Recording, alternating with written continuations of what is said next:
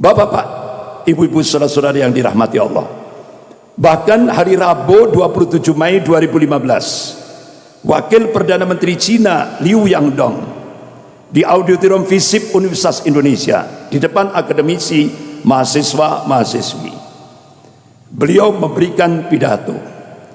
Konsekuensi Indonesia mendapatkan bantuan hutang dari Cina tahap pertama, yaitu 647 triliun, itu konsekuensinya 10 juta rakyat Cina daratan wajib masuk ke Indonesia. Targetnya 2020. Kita hanya bisa melihat di koran. Di koran sepertinya dicicil 100, 150, 250, 500, sekian. Tapi begitu Duta Besar Cina untuk Indonesia di Jakarta memberikan konferensi pers di depan media, ternyata tiap tahun rakyat Cina daratan yang masuk di Indonesia, bahkan disiapkan 19 bandara oleh pemerintah, itu 2 juta per tahun. Genap 2020 itu 10 juta rakyat Cina. Oleh karena itu ada dua pensiunan jenderal Angkatan Darat, yaitu Bapak Letnan Jenderal TNI Purnawirawan Sarwan Hamid, mantan Kasospol ABRI, dan ada satu mantan Pangdam, datang ke Jawa Timur. Beliau kumpulkan tokoh-tokoh ulama.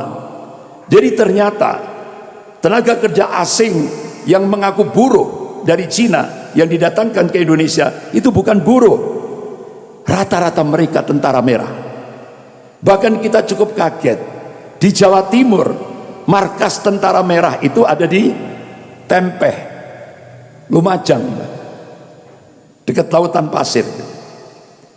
Jadi itu kalau di remote itu pergerakannya ke Malang, Probolinggo, Jember. Nah, kita tidak tahu dari mana dia berangkatnya, itu dari mana, asalnya dari mana. Ternyata sudah ada markas tentara merah di sana. Tapi wa makar Allah wallahu khairul makirin. Mereka membuat makar, tapi Allah membalas makar mereka, dan Allah sebaik-baik pembuat makar. Akhirnya Allah letuskan Gunung Semeru, sehingga akhirnya markas tentara merah yang ada di Tempeh, Lumajang itu langsung dievakuasi. Jadi yang ngusir Allah sendiri. Alhamdulillah selesai sudah. Belum lagi yang di Kalimantan, belum lagi yang di Sulawesi, lebih banyak lagi. Ini sangat membahayakan. Bahkan bapak-bapak, ibu yang dirahmati Allah, pakar-pakar seperti Profesor Salim Said, guru besar ilmu politik dan ilmu militer Universitas Indonesia, beliau memberikan statement di media. Jadi sekarang ini kader-kader komunis yang duduk di DPR RI yang jumlahnya kurang lebih 200 lebih, sementara politisi Islam cuma 179, yang kader-kader komunis 200 lebih yang duduk di DPR RI. Bahkan kader-kader komunis pasca dihapuskan Litsus, jadi banyak kader-kader komunis yang menjadi bupati, wali kota, bahkan ada yang jadi gubernur. Nah, ini kader komunis jadi gubernur. Nah, ini. Bahkan staf menteri 2 periode, Dita Indasari, kader Gerwani, itu bisa jadi staf menteri 2 periode. Luar biasa. Nah, itu menurut Profesor Salim Said. Mereka sekarang balas dendam dengan menggunakan kekuasaan, balas dendam terhadap kaum muslimin, Islam, dan ulama. Kira-kira terasa enggak itu? Terasa sekali. Ini yang ngomong Profesor Salim Said, tidak sekedar ngomong, beliau punya data, ya kan? Bahkan Profesor Nazaruddin Samsudin, guru besar ilmu politik Universitas Indonesia, tidak menutup kemungkinan Indonesia akan jadi Singapura kedua kalau umat Islam tidak bangkit. Jadi bapak-bapak, ibu yang dirahmati Allah, bahkan mantan ketua penasihat KPK, yaitu Bapak Dr. Abdullah Ehamahua, beliau menyampaikan, minta kepada ormas-ormas Islam di Indonesia untuk siaga satu. Siaga satu. Kenapa kok siaga satu? Tinggal tunggu giliran untuk dihabisi. Pertama HTI sudah, kedua FPI, nah sekarang targetnya Muhammadiyah, habis itu Majelis Ulama. Bahkan di DPR RI penghapusan, artinya pembubaran Majelis Ulama sangat masif sekali, terutama kader-kader komunis yang ada di DPR RI. Nah, bapak-bapak, ibu-ibu, saudara-saudara yang dirahmati Allah, sekarang apa yang bisa kita perbuat ketika kondisi realitas Indonesia kekinian seperti ini, potret Indonesia kekinian seperti ini? Apa yang bisa kita perbuat? Allah Subhanahu wa taala memberikan solusi syar'i dalam surah Al-Imran ayat 139. Allah berfirman, a'udzubillahi minasyaitonir rajim. Wala tahinu wala tahzanu wa antumul a'launa in kuntum mu'minin. Wala tahinu wala tahzan. Jangan kamu pesimis, jangan kamu lemah, jangan kamu merasa inferior, jangan kamu merasa marginal. Wala tahzan, dan jangan kamu sedih. Wa antumul a'launa, sesungguhnya kamu itu tinggi. Coba kata a'la dalam bahasa Arab itu maknanya, yaitu dalam bahasa Arab itu isim tafdil. Artinya yang disifati oleh ayat itu bisa tinggi, bisa unggul. Pertanyaannya, kalau kita korelasikan di Indonesia, kapan umat Islam di Indonesia itu bisa tinggi? Kapan umat Islam di Indonesia bisa unggul? Kapan umat Islam di Indonesia bisa punya al-izzah, kewibawaan? Allah berikan kuncinya, in kuntum mu'minin, jika kalian beriman kepada Allah. Artinya, apa yang bisa kita perbuat? Dakwah tauhid harus terus kita gerakkan. Ini solusi yang pertama untuk menghadapi Indonesia kekinian. Dakwah tauhid terus kita gerakkan, jangan berhenti. Karena syarat mutlak kemenangan fid dunya wal akhirah itu adalah tauhid. Tauhid yang murni, tauhid yang bersih, tidak terkontaminasi dengan segala macam bentuk-bentuk kesyirikan. Pasti menang. Kenapa? Kita diyakinkan oleh Allah, wa man nasru illa min indillahil azizil hakim. Jadi kemenangan itu datangnya dari Allah, bukan dari manusia yang maha perkasa lagi maha bijaksana. Bahkan Allah berjanji, wa kana haqqan alaina nasrul mu'minin. Kewajiban kami, kata Allah, membela, memenangkan golongan mukmin. Ini motivasi, spirit yang diberikan oleh Allah. Kita tidak boleh pesimis, kita tidak boleh lemah.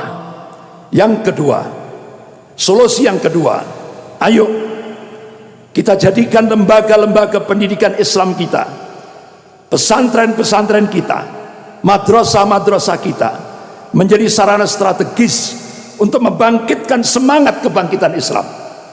Karena tantangan kita sudah di depan mata. Yang ketiga, ayo kita jadi as-siyasah as-syar'iyyah. Ayo kita jadikan umat Islam ini melek politik. Jangan sampai buta politik. Kenapa Indonesia kekinian seperti ini? Dampak daripada umat Islam buta politik. Oleh karena itu Kiai Haji Ahmad Dahlan, Allahumma yarham, pendiri Perserikatan Muhammadiyah, beliau memberikan warning, manakala umat Islam Indonesia ini buta politik, apa yang terjadi di Andalusia itu akan terjadi di Indonesia. Habis, tidak tersisa. Yang keempat, iktisadiyah Islamiyah, bangun kekuatan ekonomi umat. Dari mana? Masjid. Lewat apa? Kekuatan jamaah. Inspirasinya dari Indonesia ketika peristiwa 212 itu. Tapi yang mempraktekkan lebih dulu Malaysia pada saat Presiden Perdana Menteri Mahathir Muhammad yang umurnya 93 tahun itu. Jadi beliau gerakkan, beli dari muslim untuk muslim. Karena waktu itu Malaysia, kekuatan ekonomi Malaysia dikuasai oleh Cina, sehingga akhirnya dengan gerakan beli dari muslim untuk muslim, alhamdulillah sekarang kekuatan ekonomi Malaysia dikuasai muslim Melayu. Yang kelima, bangun persatuan dan kesatuan shaf di tengah perselisihan umat. Artinya apa?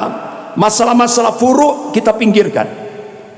Ayo, karena musuh kita, tantangan kita sudah di depan mata kita. Bagaimana komunisme, Syiah, Rafidah bersatu untuk melumat umat Islam ini.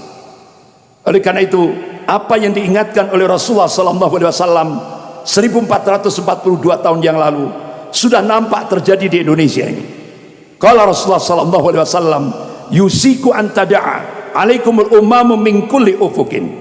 Hampir-hampir kata Rasulullah, umat-umat kafir itu saling menyeru, saling mengajak-ngajak untuk menyerang kalian min kulli ufukin, dari segenap arah, dari segenap penjuru. Kama tada'a al-akalatu ala qas'atiha. Kalian seperti makanan di atas mangkok kecil yang jadi rebutan orang-orang yang lapar. Ini bahasa kinayah, bahasa kiasan. Sahabat tanya, "Qulna ya Rasulullah, amin qillatin bina nahnu yauma idin." Apakah posisi kami pada saat itu minoritas? Apakah jumlah kami pada saat itu sedikit? Apa jawaban Rasulullah? La, tidak. Bal antum yauma idin katsir. Kalian mayoritas, jumlahmu banyak. Walakinnakum gutsa'un ka gutsa'il tsair. Tapi kualitasmu seperti buih. Kualitas buih itu tidak punya prinsip, tidak punya jati diri, mudah diombang-ambingkan oleh musuh-musuhnya. Nah, hadis ini bukan justifikasi, bukan pembenaran, tapi ini warning, peringatan dari Rasulullah. Jangan sampai umat Islam di Indonesia ini punya kualitas seperti buih. Manakala umat Islam di Indonesia ini kualitasnya seperti buih, Rasulullah mengingatkan, Allah akan mencabut, wala yantazi'annallahu min suduri aduwakum al-mahabbata minkum. Allah akan mencabut rasa takut dari hati musuh-musuh kalian. Wala yakdifannallahu fi qulubikumul wahan. Dan Allah akan mencampakkan al-wahan di dalam hati-hati kalian. Sahabat tanya, ya Rasulullah, wa mal wahan? Apa yang dimaksud al-wahan? Qala hubbud dunya wa karahiyatul maut. Cinta dunia dan takut mati. Jadi kalau sudah penyakit terlalu cinta dunia, takut mati, takut resiko perjuangan, itu sudah menghinggap di hati-hati kaum muslimin, saat itulah Allah akan cabut rasa takut dari hati musuh-musuh kalian, dan kalian seperti makanan di atas mangkok kecil yang jadi rebutan orang-orang yang lapar. Apa yang dikabarkan oleh Rasulullah ini sudah terjadi di Indonesia. Oleh karena itu Rasulullah memberikan solusi konkret. Qala Rasulullah sallallahu alaihi wasallam, "Idza tabayatum bil aina wa akhadtum adnabal baqari wa raditum bi jar'i wa taraktumul jihad, salatullahu alaikum dulla la yanju hatta tarji' ila dinikum." Rawahu Abu Dawud. Idza tabayatum bil aina, jika kalian bermuamalah dengan cara-cara al-ina, salah satu dalam sistem riba, wa akhadtum adnabal baqari, ini bahasa kinayah, kalian pegang ekor-ekor sapi, waraditum bijari, kalian ridho dengan bercocok tanam. Artinya apa? Jika umat Islam muamalahnya sistem riba, muamalahnya menggunakan sistem ribawi, jika umat Islam sibuk dengan dunia, wa taraktumul jihad fisabilillah, jika umat Islam meninggalkan al jihad fisabilillah, salatullahu alaikum dullah, maka Allah turunkan kehinaan.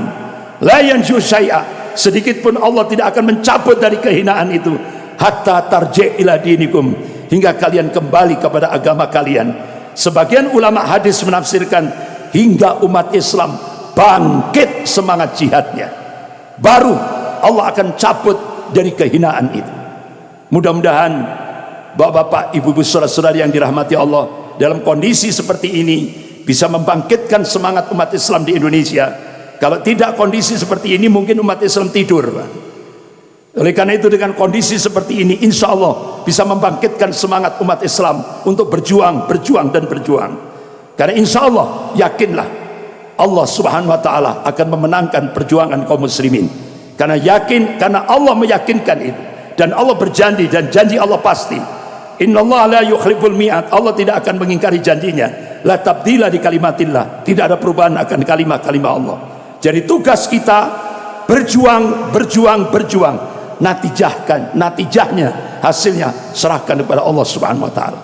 Mudah-mudahan insya Allah apa yang didoakan oleh para ulama seluruh dunia ketika istimewa di Timur Tengah 2024, itu beberapa tokoh-tokoh ulama berdoa kepada Allah, mudah-mudahan 2024 pemantik awal kebangkitan Islam global Allah akan munculkan dari arah timur, yaitu dari Indonesia. Bahkan wakil sekjen Rabithah Ulama Palestina, Syekh Dr. Abu Bakar Al-Awawidah, datang ke Indonesia bulan Juli 2015. Beliau melakukan kajian riset beberapa kitab-kitab yang ditulis ulama-ulama Ahlus Sunnah, dan beliau yakinkan insya Allah mudah-mudahan ke depan Indonesia akan dijadikan, artinya apa, umat Islam Indonesia akan dijadikan oleh Allah untuk menjadi pemantik awal kebangkitan Islam global, yang puncaknya itu sebagaimana disabdakan oleh Rasulullah, qala Rasulullah sallallahu alaihi wasallam, bi Baitil Maqdis wa akna fi Baitil Maqdis. Ini hadis sahih rawahu Ahmad. Jadi puncak kemenangan Islam di akhir zaman Allah takdirkan di Baitul Maqdis Palestina, bukan di Mekah, bukan di Madinah. Ini yang ditakdirkan oleh Allah Subhanahu wa taala. Tapi pemantik awalnya itu yang diharapkan oleh ulama-ulama seluruh dunia. Mudah-mudahan muncul dari arah timur, yaitu Indonesia, dan mudah-mudahan insya Allah itu diawali dari Masjid Sabilis Salam. Allahu Akbar. Sekian, lebih kurangnya saya mohon maaf. Astaghfirullahaladzim. Subhanakallahumma wa bihamdik, asyhadu an la ilaha illa anta, astaghfiruka wa atubu ilaik. Wabillahi taufiq wal hidayah. Wassalamualaikum warahmatullahi wabarakatuh.